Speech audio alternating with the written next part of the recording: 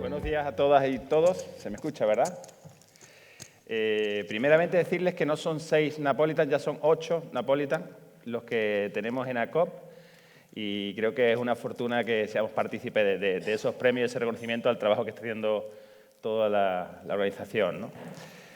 Bueno, pues nos toca el privilegio, creo, de arrancar esta primera mesa de este congreso, del 7º Congreso. Para mí es un honor, un orgullo, porque después de tantos años trabajando y viviendo fuera de España, de mi país, pues hoy estar en un evento de ACOP, tengo que agradeceros muchísimo hayáis contado conmigo. Y por otro lado, un tema que yo creo que es vital, ¿no? Que lo hablaba antes con Bruno y con Carmela a la entrada, ¿no? Que es la desinformación. Vivimos en este mundo de los algoritmos que también comentábamos, de la infosicación, y hablamos mucho de las fake news, o lo que antiguamente llamábamos bulos, rumores o rumores que vienen surgiendo desde el nacimiento de la vida. En el año 1 a.C., Virgilio en la Enémida ya hablaba de los rumores y de lo peligroso que eran los rumores. Porque siempre han existido los rumores, los fake news. El problema es cuando se hace un uso político de esos rumores. Y lo estamos viviendo constantemente en toda la sociedad, donde hay una excesiva polarización. Creo que, y ya no me extiendo más, no quisiera hablar los 5 minutos que habló el alcalde ayer, pero la verdad que me apasiona este mundo y evidentemente tanto la comunicación política como la desinformación. Creo que hoy vivimos pues 2 o 3 hechos que son muy característicos y que nos van a ayudar a definir un poco el funcionamiento de la mesa. El primero, como yo creo que uno de los grandes generadores de bulos del mundo tiene una plataforma suya y que usa constantemente, como es Elon Musk.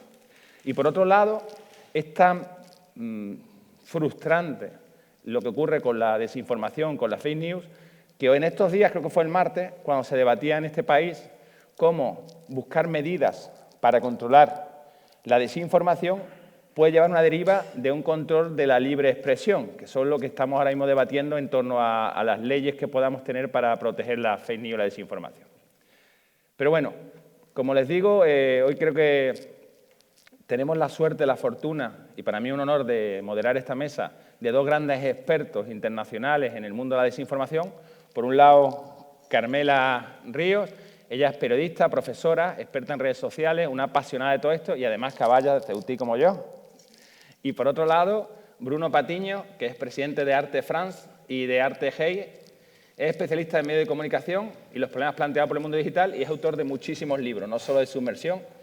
Y con ellos vamos a debatir sobre las fake news y cómo además están condicionando todo lo que tiene que ver con comunicación política y con lo que tiene que ver con el día a día de todas nosotros, porque al final la sociedad está polarizada, ¿no?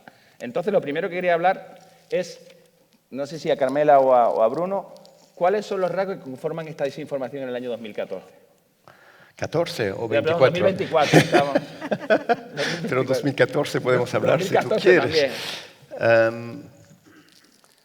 Vale, bueno, ojalá el castellano sea entendible para ustedes, mi castellano, con una mezcla de francés. Pero bueno, cuando hablamos de desinformación, yo creo que hay que tener en la mente que en realidad lo que técnicamente se llama desinformación, o sea que un hecho voluntario por una persona o una institución de poner en nuestras mentes una información que sabe falsa, es un pequeño elemento de un momento mucho más amplio, de un movimiento mucho más amplio que se llama la mala información. Y yo creo que estamos viviendo en un momento de mala información. Y bueno, has hablado de todo que nosotros sabemos, o sea que esos mensajes de desinformación, de mala información, burlas o todo eso siempre han existido.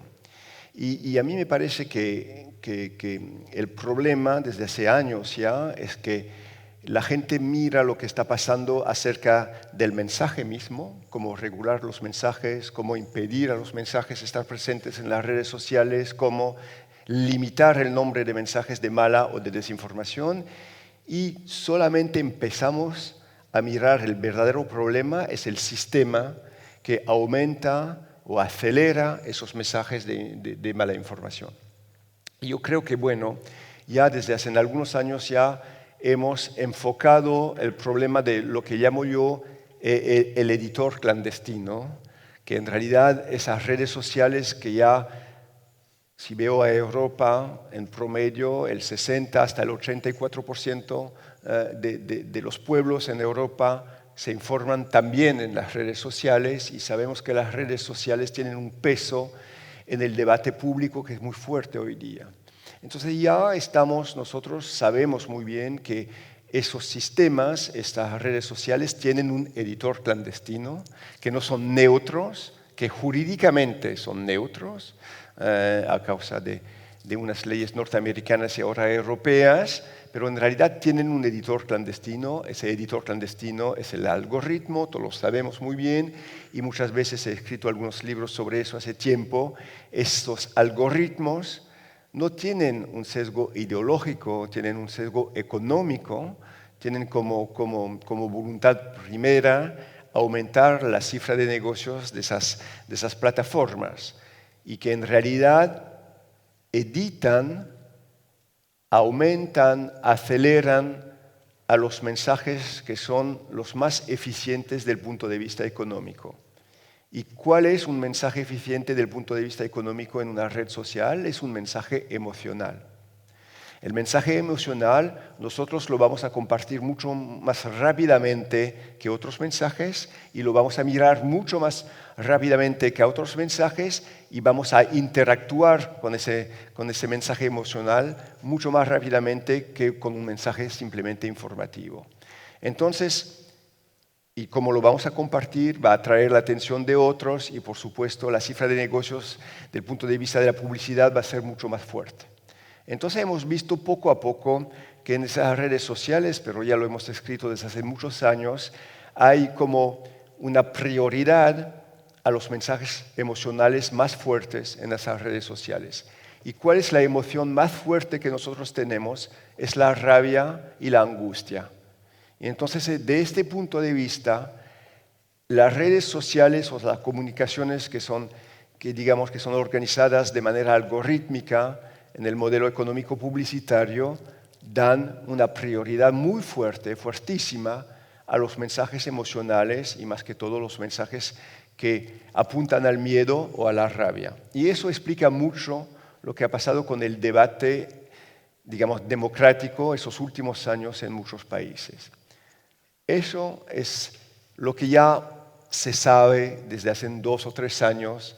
La gente reflexiona acerca de eso, los profesionales de la comunicación política apuntan a eso, los reguladores en Europa, en países diferentes, apuntan a eso, cómo regular de manera u otra el editor clandestino que tenemos en esas redes sociales. Pero ahora, si me permites, hay 2 otras cosas que quiero hablar aquí, porque muchas veces, como profesionales del periodismo, que soy yo, o profesionales de la comunicación, no lo tenemos o no lo tenemos en cuenta. Y son 2 efectos o 2 aspectos muy importantes. Primera cosa, la red social, lo llamo yo, es una red de la gran mezcla. O sea, mezcla mensajes de todo tipo y de toda naturaleza. Y hay que ver que nuestras sociedades, desde hace 1 siglo y medio, 2 siglos, en realidad ha organizado los mensajes en lugares especiales. Un mensaje informativo es un mensaje que se dice en un periódico, en un noticiario, un mensaje pedagógico en la escuela, un mensaje amical en el café. Una red social mezcla todo tipo de mensaje. El humor, la información, la desinformación, la rabia, todo tipo de mensaje. Y esto, nuestros cerebros no están acostumbrados a eso. Y el segundo aspecto que viene, que complementa este primer aspecto, es que una red social no tiene contexto. Y todos nosotros siempre hemos analizado un mensaje acerca del contexto que viene con él. Si usted me dice algo en una mesa redonda de universidad, no lo voy a analizar de la misma manera que si usted me lo dice en un metro o en el café. Mi mente, mi cerebro en un foro universitario va a decir, tómalo en cuenta, verdaderamente es muy serio y en un café va a pasar así. Y lo que hay que ver es que una red social, el contexto no tiene contexto y entonces el usuario tiene que adivinar el contexto que viene con un mensaje. Y eso explica muchísimo el hecho que de vez en cuando mensajes que son mensajes de humor se toma por un mensaje informativo serio, que un mensaje de rabia se lo va a tomar por un mensaje de información, etcétera, etcétera. Nuestro cerebro no sabe cómo analizar el mensaje que está en la red. Adivina si este mensaje es un mensaje serio y viene en un contexto serio, y de vez en cuando, muchas veces, en realidad hace un error. Hay esa ley, y termino con esto, hay esa ley muy antigua que tiene 20 años que se llamaba la ley de Poe, P-O-E, en el Internet, que se decía que uno nunca podía adivinar cuál era la naturaleza de un mensaje.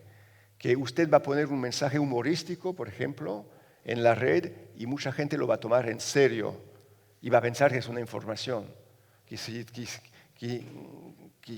Entonces, eso también provoca en realidad una alteración fuertísima del debate democrático, porque muchas veces nosotros reaccionamos sobre mensajes cuyo contexto o cuya naturaleza no lo conocemos muy bien. Y por eso, al fin y al cabo, con el editor clandestino, la mezcla general y el fin del contexto, la única cosa que nos queda al fin y al cabo es nuestra creencia. Más que mi opinión, mi creencia personal se vuelve como el único marco que me permite analizar a todos los mensajes que yo recibo. Gracias. Carmela, ¿qué opinas sobre los rasgos de la desinformación 2024? Bueno, antes que nada, muchísimas gracias a ACOP por invitarme a este congreso. Para mí es un privilegio estar con todos vosotros, estar en Málaga, estar en compañía de Ramón y de Bruno, es decir, que como veis es un gran analista del sistema de información de donde vivimos. Y yo voy a recoger las palabras de Bruno para reseñar que, en mi opinión, la desinformación es un término caduco, tal como la ha conocido hasta ahora. Ya no podemos hablar de desinformación. Yo creo que hemos saltado a un escenario diferente al que vamos a tener que adaptarnos y que tiene una serie de rasgos. Por un lado, tenemos que pensar que lo que hemos conocido como desinformación es endémica. Ayer yo daba una charla aquí, me respondía a la pregunta, ¿podemos vencer a la desinformación? Y yo creo que la respuesta es, si atendemos a la desinformación tal y como la hemos conocido, no, la desinformación no se puede vencer. Ha venido, se quedará y está mutando y transformándose en otra cosa y transformando nuestro ecosistema de información en algo que es diferente. Estamos viendo cómo las plataformas se ven sumergidas en una serie de mezcolanzas de información y desinformación. Los organismos de verificación ya no dan abasto a verificar todo lo que llega y además las plataformas o no quieren o no pueden o arrastran los pies a la hora de moderar ese tipo de contenido. Hemos hablado de X, que creo que es un actor importante en las elecciones americanas y bueno, digamos como caso de que alguien que ha realmente igual dimitido o relajado, digamos, las reglas de moderación. Este sistema híbrido donde la información y la desinformación se mezclan de una forma normal nos va a obligar a encarar nuestro trabajo de forma diferente. Yo soy periodista, no soy comunicadora política, pero por mi carrera yo he sido periodista en televisión, he sido corresponsal política y judicial, y un día llegué a las redes para hacer una serie de cosas, como contar cosas, pero se cruzó en mi vida en unas elecciones electorales, siendo responsable de redes de un medio de comunicación, lo que me abrió los ojos ante esta nueva realidad, de que todo estaba cambiando, no solamente las campañas electorales, estoy hablando del año 2016 con esa disruptiva campaña de Trump, sino que, bueno, de que las cosas iban cambiando en otros órdenes y sobre todo en el ecosistema de información del que hablaba Bruno. Y quería poner un ejemplo, y con esto acabo para darle un poco de agilidad. Estaba pensando, por ejemplo, en todo este tema del bulo de las mascotas de Springfield. bueno, digamos, esta falsa información sobre si los inmigrantes de Haití comían gatos y tal. Al final, no sé si visteis ayer, pues, bueno, se localizó a la persona de la que salía esta información, que era una señora de Springfield a la que se le había perdido un gato. Y se fue, y entonces ella fue la primera que dejó el gato desaparecido, igual se lo han comido personas que no son de aquí. Y bueno, digamos, haciendo periodismo se ha llegado a esta señora, que además acaba de anunciar que el gato ha vuelto, con lo cual no hay nada. Pero quería deciros, desde el punto de vista de la comunicación política, el riesgo que supone asumir un bulo como ese, como hizo en el caso de Donald Trump, y de J.D. Vance en sus apariciones públicas. El problema ahora es que si asumimos el riesgo de utilizar la desinformación como asesores políticos, tenemos que tener conciencia de que la desinformación en política puede estallar en otros formatos que no son información o que no son estrategia política. Y este es un buen caso, si lo analizáis, como, por ejemplo, de un bulo o de una desinformación se ha generado un caudal de información por parte de los legacy media. Tenemos a todos los medios del mundo haciendo verificación y haciendo reportajes de las pequeñas historias. Por ejemplo, la historia de este desmentido, la historia de la señora o la historia, por ejemplo, de las niñas o de los escolares de Springfield, hijos de inmigrantes, que vuelven a casa llorando porque les preguntan sus compañeros americanos que en casa les han dicho que ellos comen perro y gato. Con lo cual hay todo un caudal de información pura. Pero también hay esa desinformación puede causar otro tipo de desinformación desde el otro bando, digamos, desde los partidos, de los grupos políticos que se oponen a una determinada idea. Y también, por ejemplo, tenemos que hablar de la posibilidad de transformar narrativamente esta desinformación, que es lo que estamos encontrando ahora. Estaba hablando con Jesús Espino, al que le agradezco mucho haberme invitado y impulsado que yo estuviera aquí, por ejemplo, del famoso vídeo de una canción que se ha hecho con los perros y los gatos, con esa famosa declaración de Trump en la que habla. Podéis meteros en Internet ahora mismo o en las redes sociales y ver la cantidad de memes, vídeos, montajes, con lo cual desde una propia desinformación o de algo, digamos, alterado, el riesgo es que acabe convertido en otras muchas cosas y utilizado por vuestro oponente. Con lo cual yo creo que es un elemento que hay que tener en cuenta a la hora de diseñar una estrategia de comunicación política en la que puede haber en un momento dado datos no correctos o información falsa. Hablabas, Carmela, del exceso de información que todas y todos tenemos, ¿verdad? Y puede ser esto, y ahí lanzo de nuevo la pregunta, una nueva forma de desinformación, esa sobreabundancia de información, Bruno. Bueno, de todos modos se ve, ahora se ha desarrollado el concepto de news fatigue, cansancio acerca de la información. Y se dice que en Europa más o menos más del 50% ya de las poblaciones dicen que tienen cansancio informativo. Y en algunos países, en el mío, por ejemplo, en Francia, más del 33% de los franceses dicen que ya no quieren informarse, porque eso es un cansancio, es demasiado complicado, no se sabe. Y con la inteligencia artificial, además, vienen dos cosas que van a modificar todavía la cosa. Lo que Carmela acaba de contar, es decir, la frontera entre lo real y lo imaginado, la realidad y la ficción, lo falso y lo verdadero, se pone borrosa cada momento.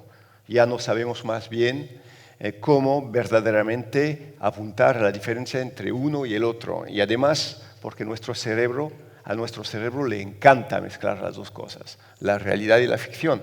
Y sabemos muy bien que en el divertimiento, por ejemplo, mezclar realidad y ficción es verdaderamente apuntar a un éxito muy grande, porque a nuestro cerebro le encanta en realidad. La segunda cosa que viene con la inteligencia artificial es que viene lo que llamo yo la submersión de mensaje. Hasta ahora hemos visto muchos seres humanos producir mensajes de todo tipo.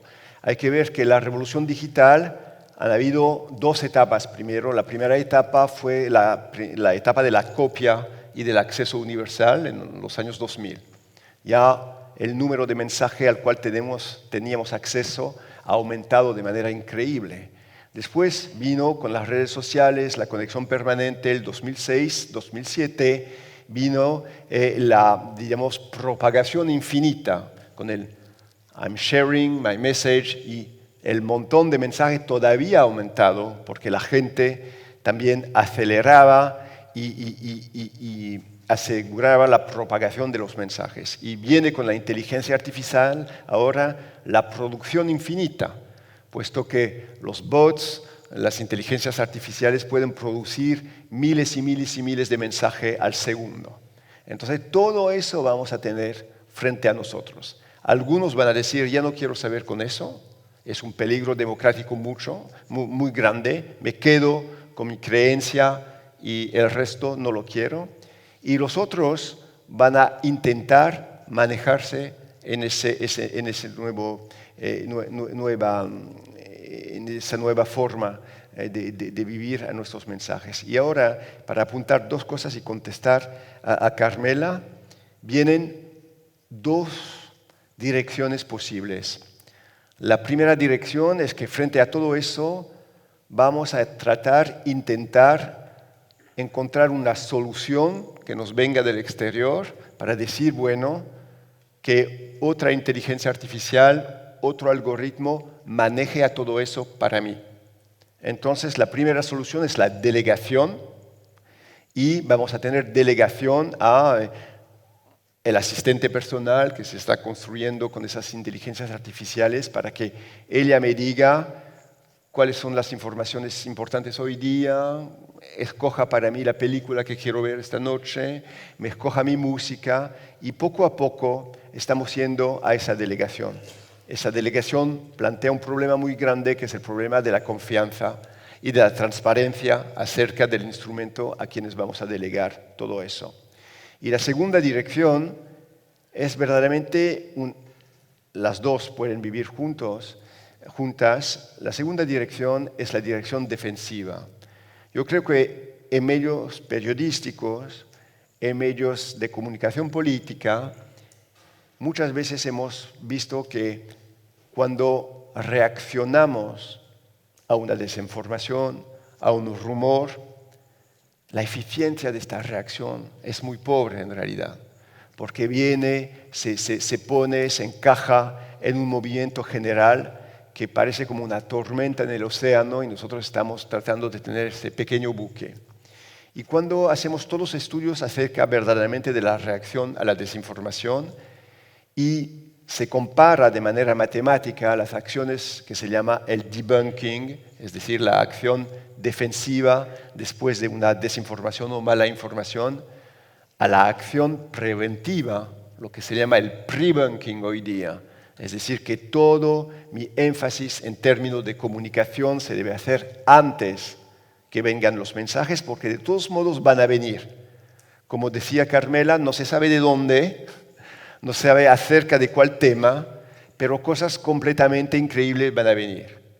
Entonces, actuar desde la escuela, la universidad, en los medios de información al prebunking, parece mucho más eficiente hoy día que las acciones de debunking.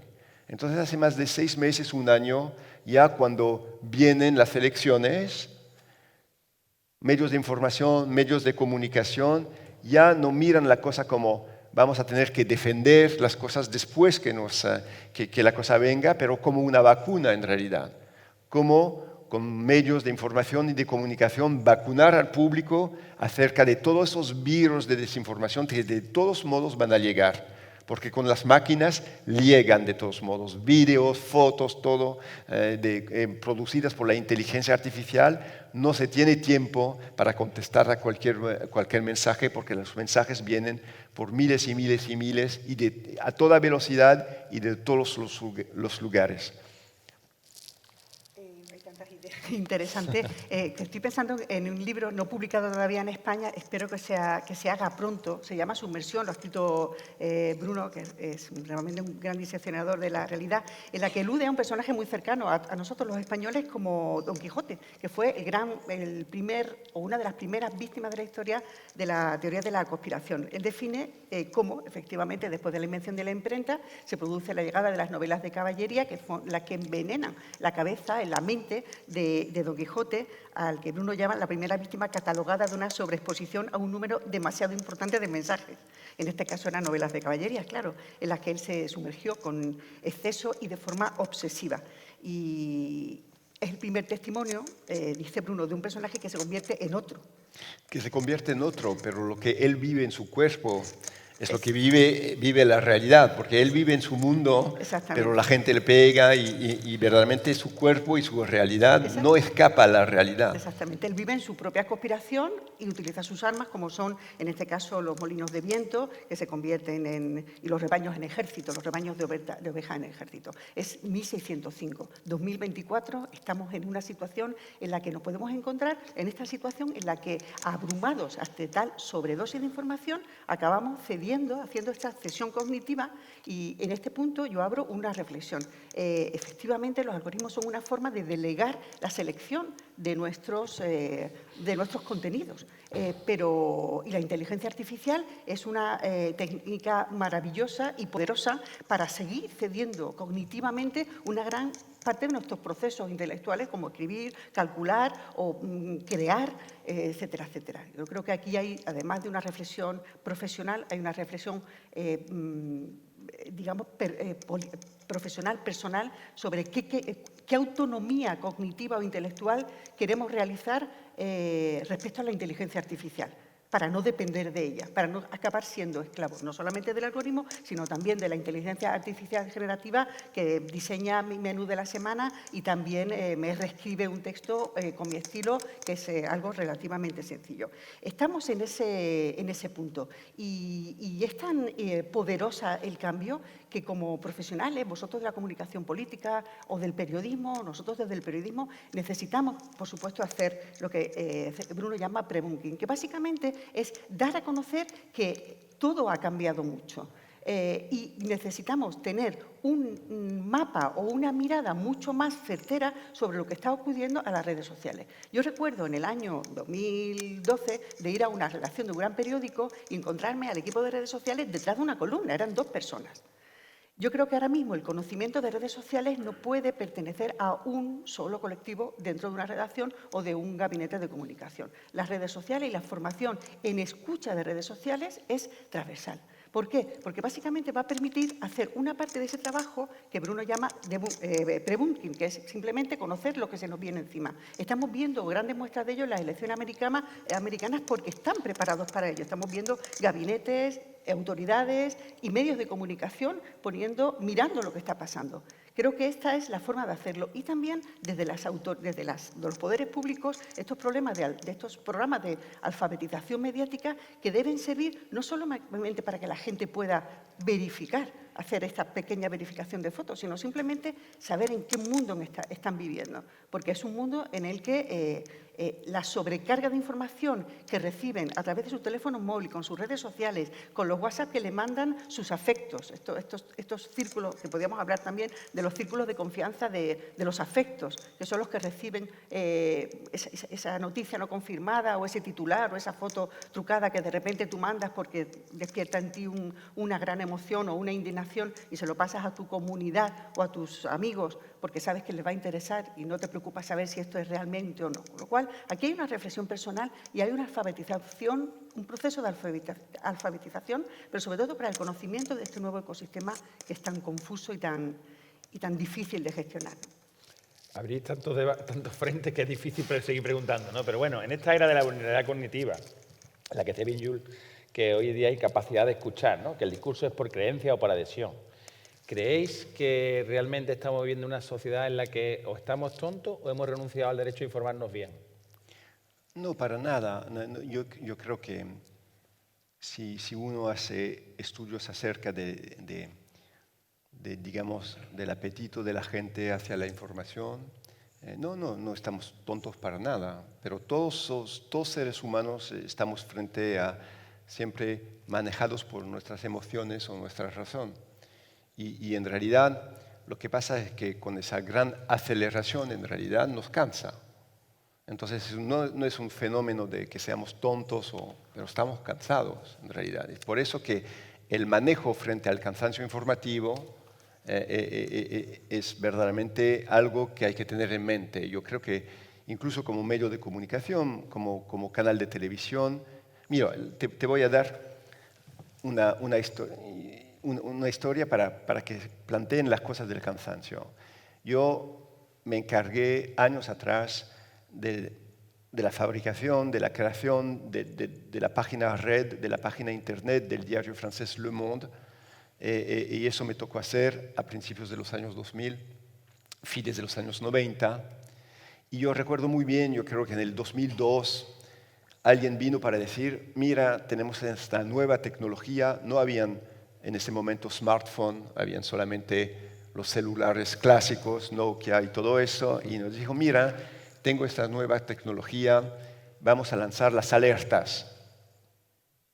Cuando algo suceda, vas a poder mandar a la gente que se ha suscrito a Le Monde una alerta informativa. Pero bueno, hemos hecho cuestionarios sociológicos y el público nos dice, si usted me manda más de una alerta por semana, me va a cansar. Entonces, por favor, hablen entre diarios para que cada diario tenga su semana en la cual pueda mandar una alerta diaria. Hoy día nosotros recibimos un promedio de 90 alertas diarias y no una alerta por semana.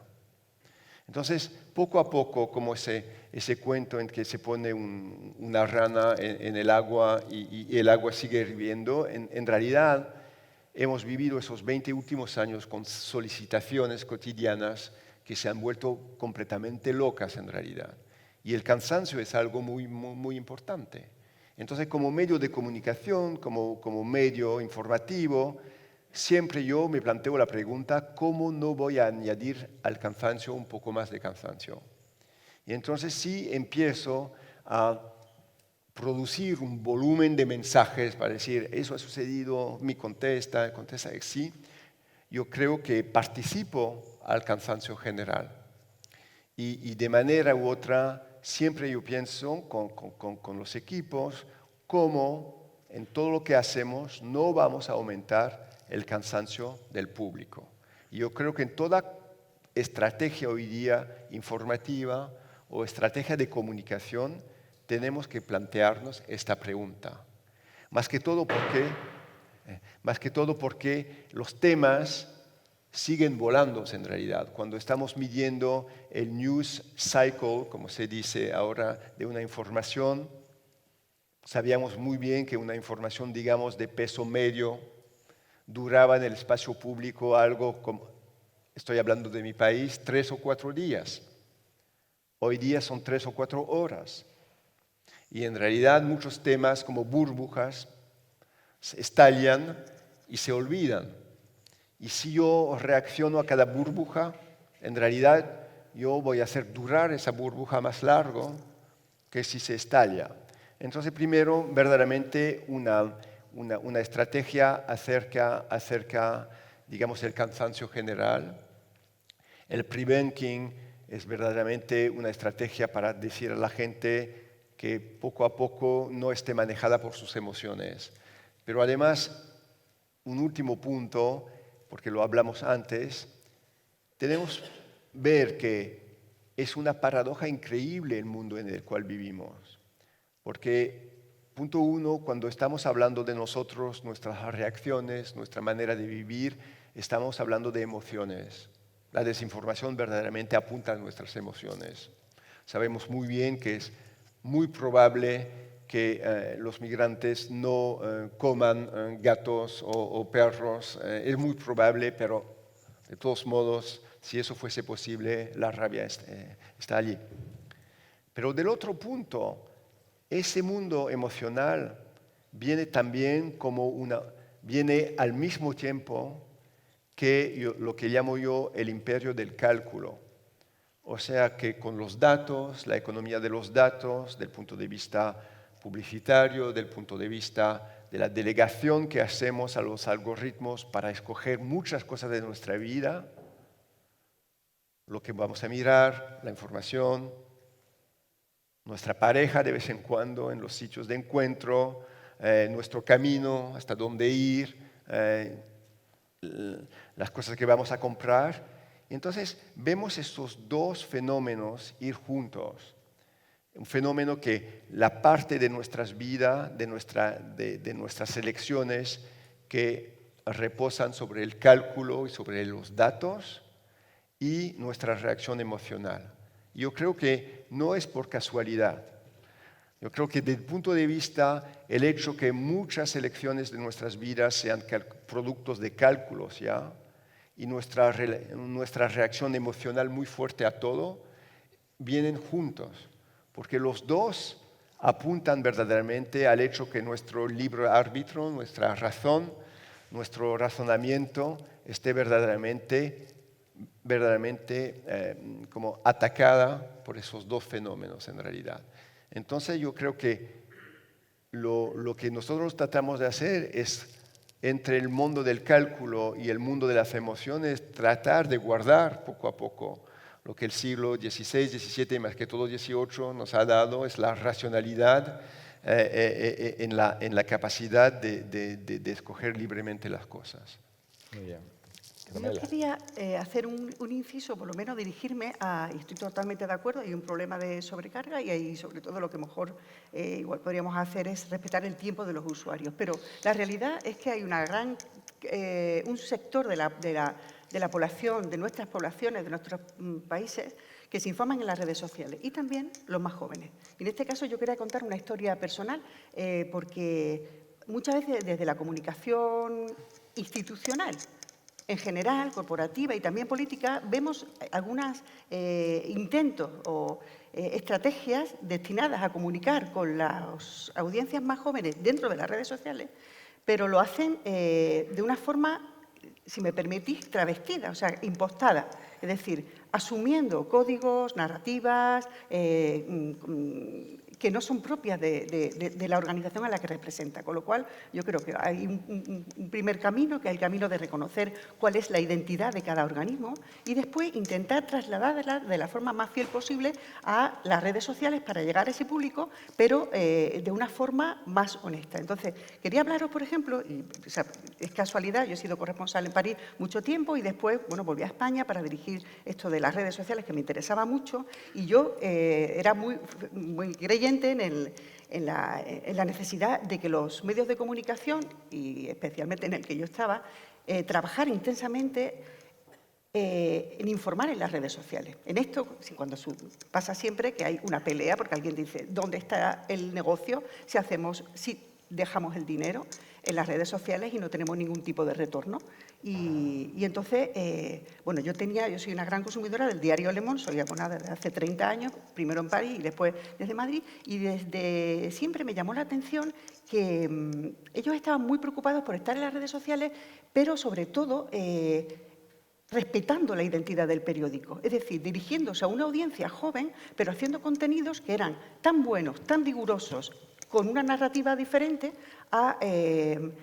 pero que reconocía a Le Monde y que informaban y que cumplían los mismos objetivos que el periódico de papel que iban a buscar los abuelos de los usuarios de esos canales o las suscripciones digitales de sus padres. Con lo cual cogí un avión y me fui a París a la redacción de Le Monde, hablé con un amigo, Nabil Wakim, y le pregunté, cuéntame cómo estáis haciendo esto. Entonces me llamó mucho la atención que en una redacción maravillosa de un periódico clásico habían colocado en mitad de la redacción una pecera que se llamaba The Snapchat Team, el equipo de Snapchat, donde había 10 personas trabajando y eran periodistas, diseñadores gráficos que estaban dando forma desde el año 2016 a un canal que contenía 10 contenidos al día, de los cuales 3 eran inserciones publicitarias. Porque al crear ese producto, ¿qué pasó? Un montón de jóvenes franceses acudieron a Snapchat y en poco tiempo había 1 millón de usuarios.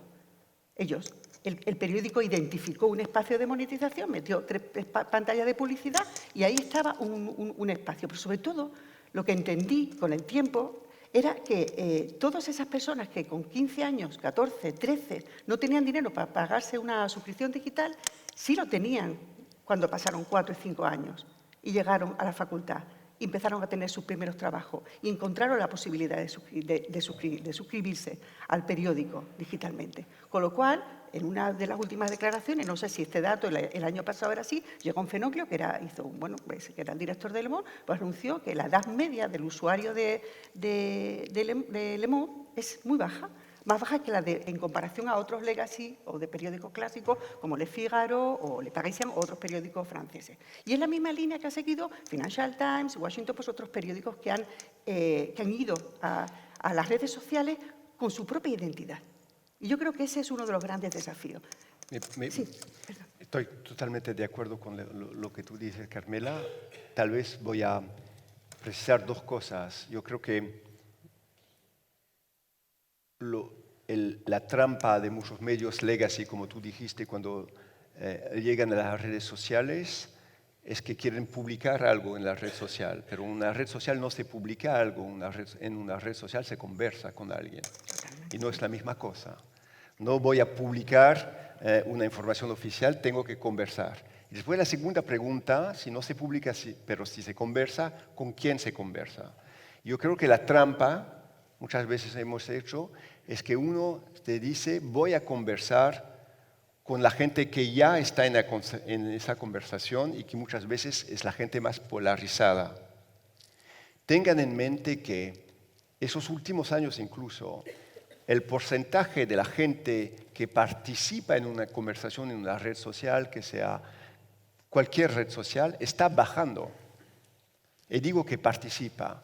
O sea que hacen como 5 o 6 años atrás, el 15% de la gente participaba en una conversación en una red social y el 85% solamente la miraba. O sea, como yo aquí miraría su conversación.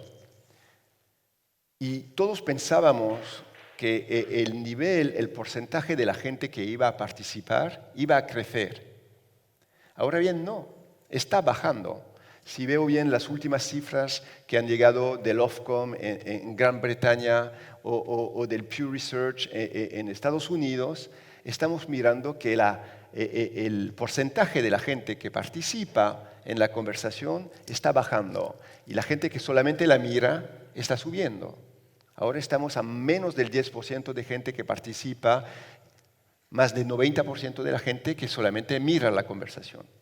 Y muchas veces caemos en la trampa porque si llegamos como un medio en la conversación, vamos a dirigirnos a la gente que participa en la conversación. Tú dijiste esto, yo te contesto eso. Y entonces vamos a participar a una conversación en la cual menos del 10% participan y muchas veces la gente más polarizada, más extrema, participa. Entonces vamos a tener como reflejo,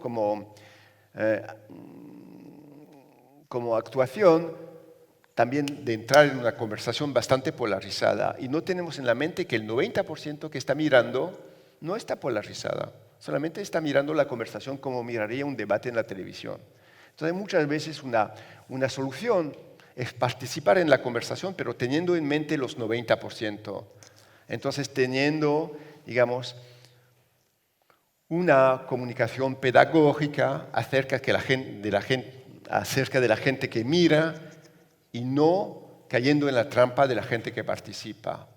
Y en ese caso, cuando hacen eso, cuando tienen un punto de vista pedagógico, nosotros con Arte lo hacemos mucho, muchas veces entramos en conversaciones científicas que son muy polarizadas, la gente que dice las vacunas y así, y vamos a tener un modo de explicativo, pedagógico, que nunca va a entrar en la polarización del 10%, pero va a apuntar a los 90%.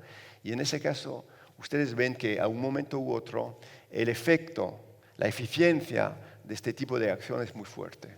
Si me permites una pequeña puntualización, yo creo que es importantísimo esto que estás diciendo y que básicamente nos coloca hacia una necesidad, la necesidad de observar la información, que es lo mejor que podemos hacer con la desinformación, observarla. Y me explico. En el caso de este tipo de polémicas que se levantan en las redes, polarizadas, un debate dentro con varios partidos políticos, grupos ideológicos implicados, muchas veces el error que se comete, y lo estamos viendo quienes estamos analizando las redes con un poquito de más tino, es que la conversación está inflada. O sea, lo que llamamos las famosas técnicas de astroturfing, de las que todos habéis oído hablar, en las que tú puedes generar una realidad y, bueno, digamos, generar una conversación artificial a partir de cuentas falsas y de una cantidad de interacciones pagadas en Facebook a través de esa maravillosa y poderosísima herramienta como es la biblioteca de anuncios de Facebook, que permite hacer cualquier tipo de cosa.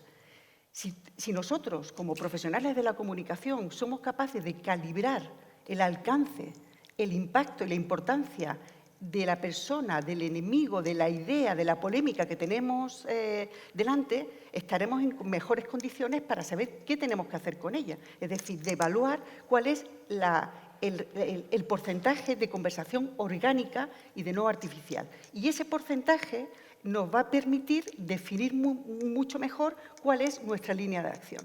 Si debemos entrar, si no debemos entrar, como medio, como periódico, como periodista, como comunicador, como estratega político. Y yo creo que uno de los grandes problemas es que esa labor de escucha un poco fina, que es bastante más sencilla. Yo no soy una analista, no soy una tecnóloga, yo soy una periodista que ha necesitado herramientas nuevas para poder observar una realidad nueva. Me daba la sensación de que me convertía en una periodista ciega si no veía esa parte de la realidad de la comunicación que se gesta, que se cocina dentro de las redes sociales y que emerge y que impacta en la vida real.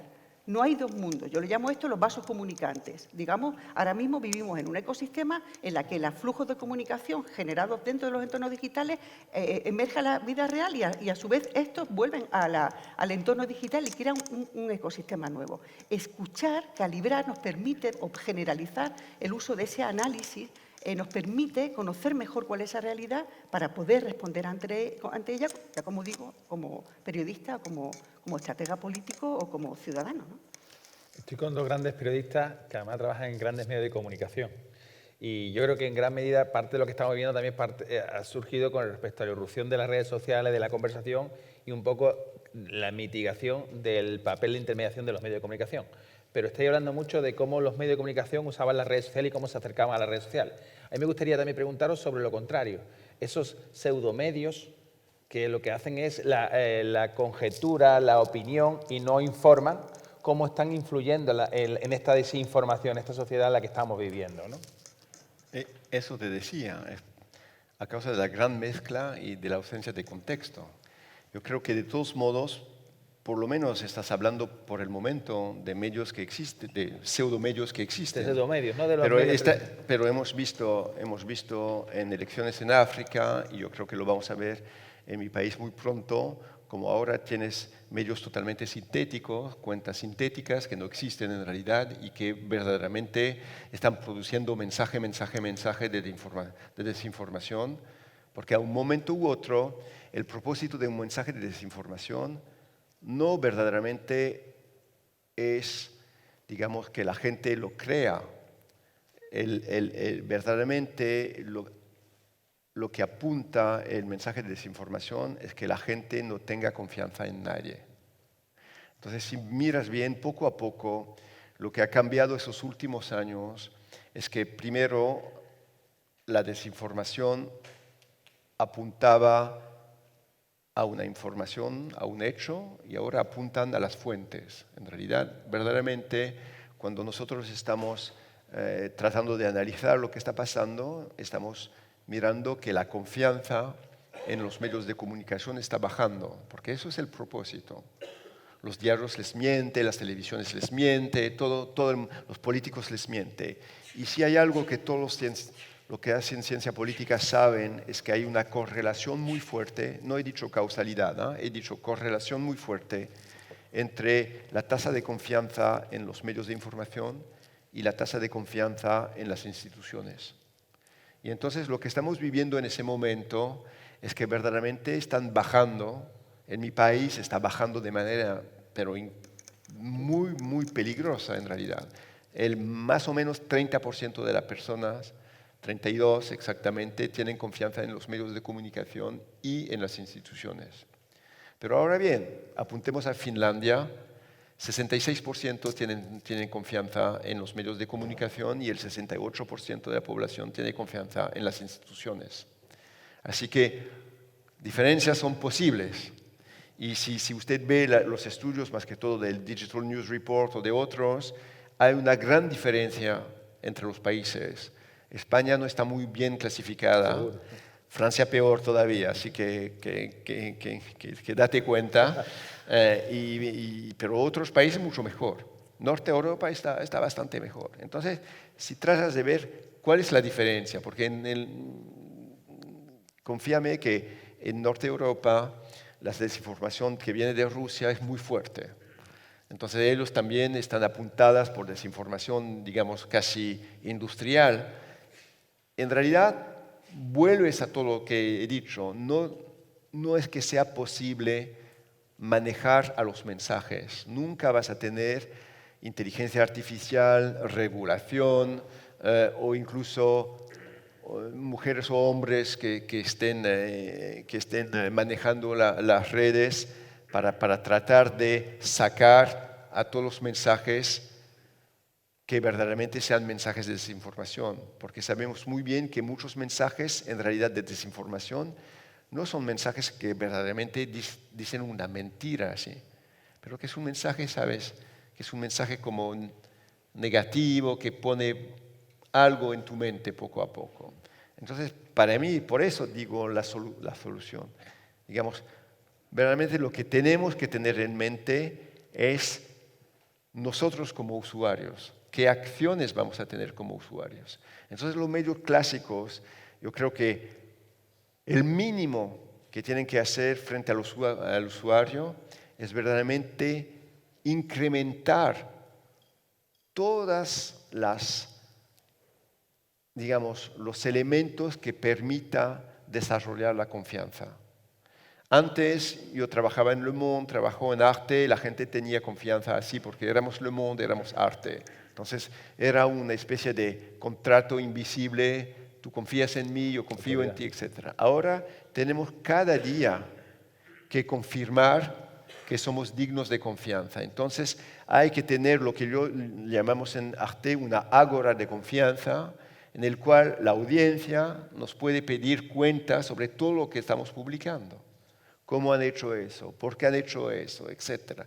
Porque eso ya no nos los da así. Y entonces yo creo que, por supuesto, hay vídeos por todas partes que muestran que todos somos mentirosos, que no sabemos, etcétera. No contestar a esos, pero en realidad contestar a la audiencia. Me planteo esta pregunta, ¿cómo han hecho eso? ¿Por qué han escogido eso? Yo creo que el gran desafío de los medios de comunicación y seguramente de las instituciones públicas es el desafío de la confianza. Y porque otra vez nunca vamos a poder controlar el 5% de la desinformación, que sea la desinformación más grave, como acusar a alguien de crimen o algo así. Pero en realidad todo ese veneno que viene por todas partes, esas burbujas, vamos a estar frente a eso. Entonces, ¿cómo vacunarnos frente a eso? Otra vez es en el plan estratégico de mi canal de televisión que estamos decidiendo en ese momento. Hay cuatro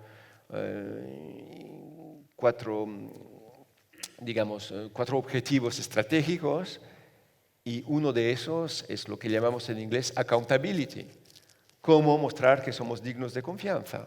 Y eso se vuelve un momento de la política estratégica de la compañía del Legacy Media muy importante, muy, muy importante. Es una de las 4 acciones más importantes para los 5 años que vienen.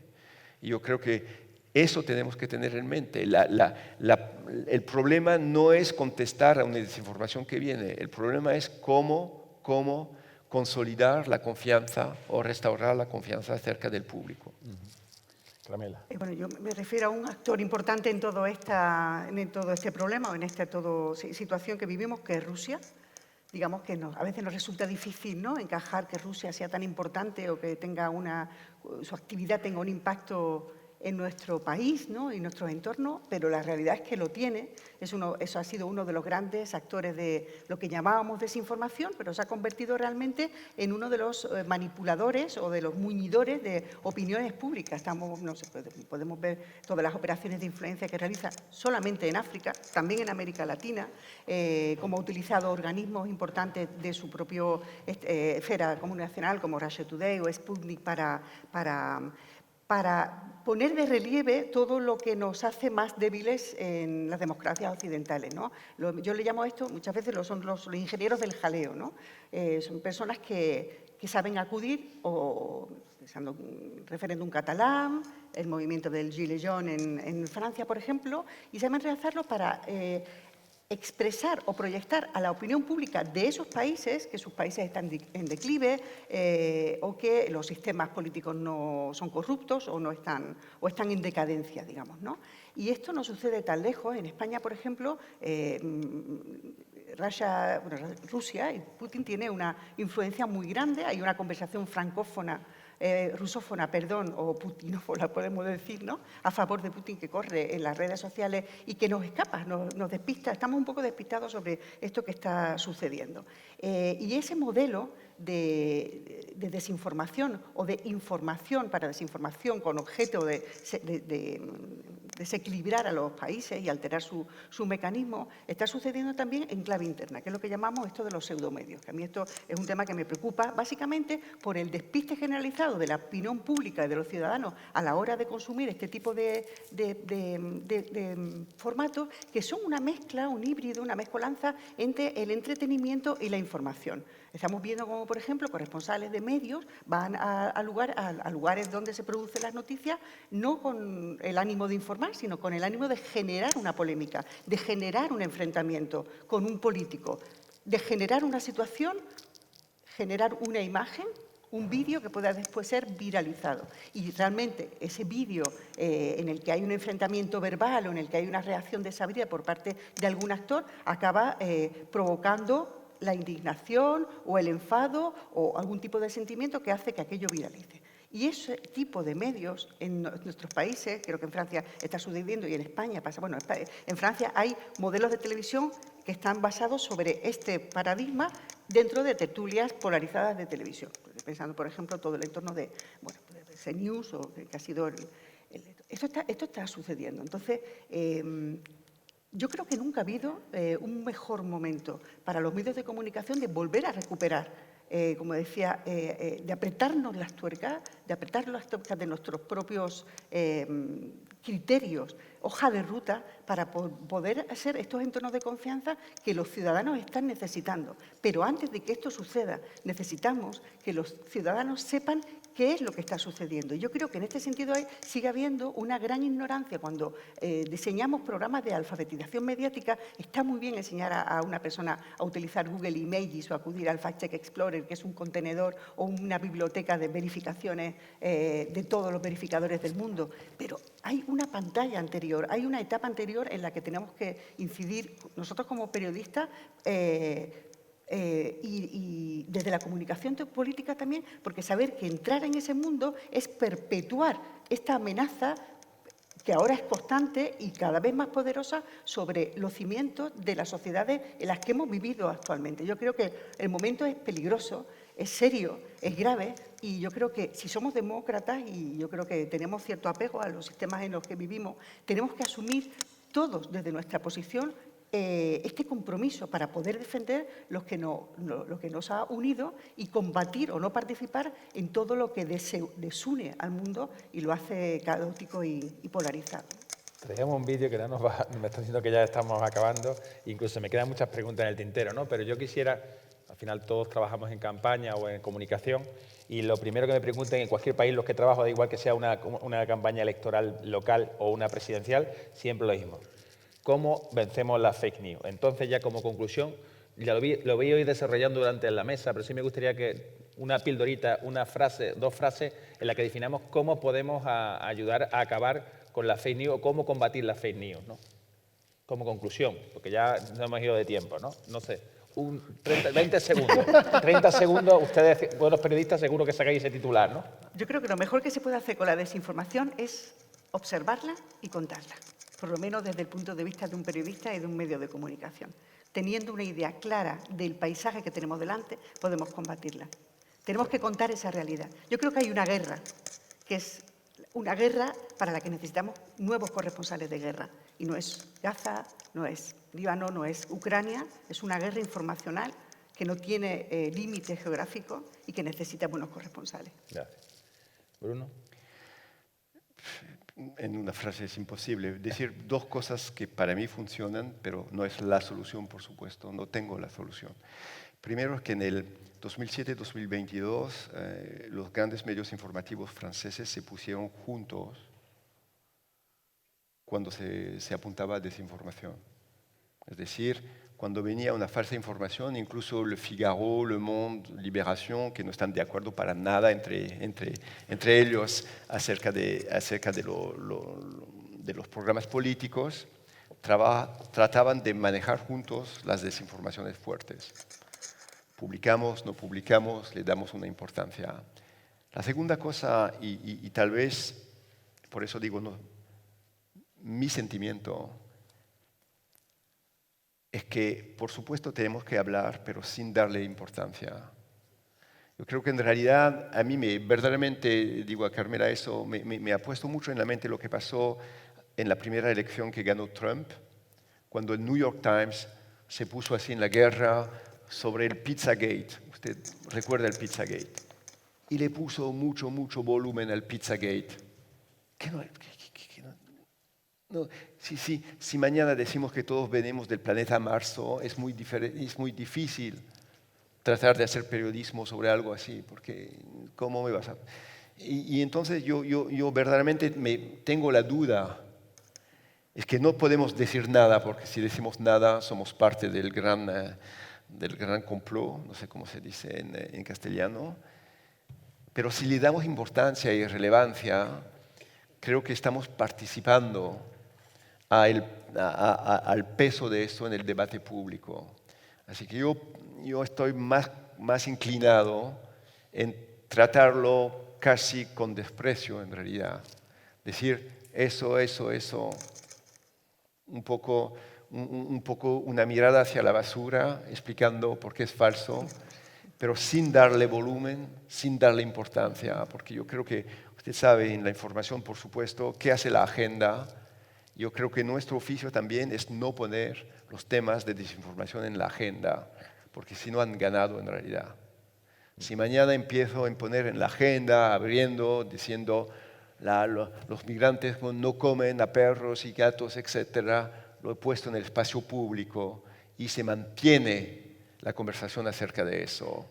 Entonces, verdaderamente, yo verdaderamente lo trataría, pero con un desprecio casi clínico, porque en realidad la gente que me mira o que lee el diario ya lo sabe.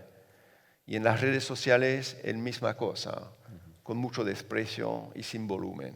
Muy bien, muchas gracias, Bruno. Bueno, Bruno, Carmela, ha sido un placer estar con ustedes. Espero que hayan ayudado a que todas y todos entendamos cómo está el contorno de esta desinformación. Gracias. Muy bien, Gracias. Gracias.